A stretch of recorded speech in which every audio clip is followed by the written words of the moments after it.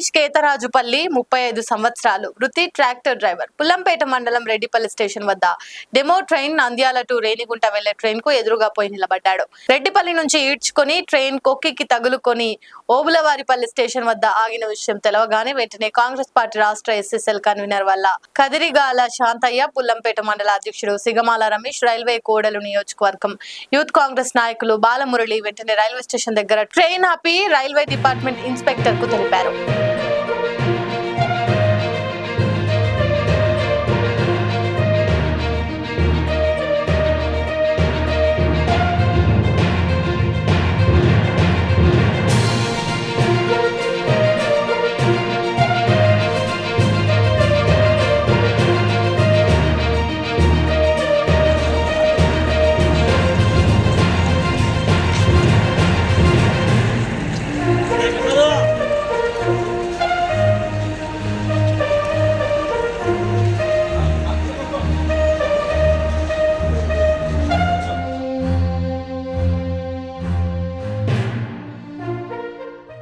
Like చేయండి, share చేయండి, subscribe చేయండి.